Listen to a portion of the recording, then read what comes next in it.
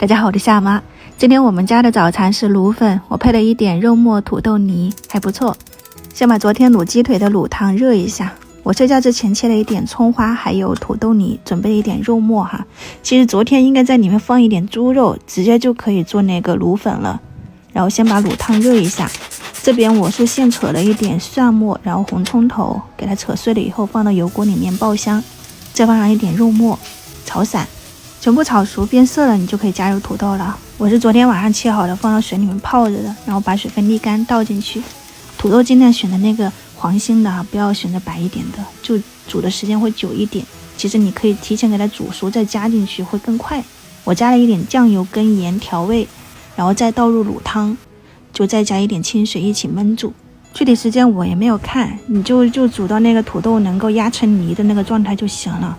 这个卤汤如果你想要的话，你就煮开了，然后把料渣捞干净，放到冰箱去冷冻。你下次卤肉的时候你再拿出来，然后再加一点新鲜的水啊，然后一些那个卤料就可以了。这个就是老卤嘛，就跟我们做那个馒头差不多。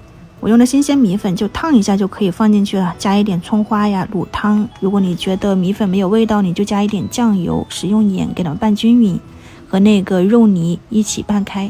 我们家的早餐就这么一锅拌米粉，一人夹2筷子，然后再放上一点土豆肉泥。他们先开吃，这个真的很入味道啊，你在外面吃不到的，可以自己试一下。卤蛋他们不要，夹了火腿肠。大人吃你可以加一点辣椒，然后这个是那个酸甜的萝卜，就自己泡的，你可能要翻看好久啊，我也不知道是哪一期了。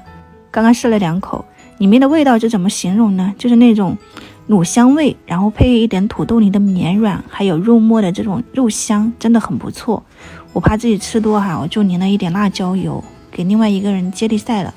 这边是昨天就是在锅里的那个卤鸡架，给它拿出来以后掰成小块，加入姜蒜、小米辣、葱花，淋上一点孜然粉，再倒上一点山胡椒油或者是那个花椒油，淋上一点卤汤，拌均匀。凉拌的这种卤鸡架就可以开吃啦，很好吃的，也不浪费。我的早餐就搞定了，你们去试一下吧。晚上再见，拜拜。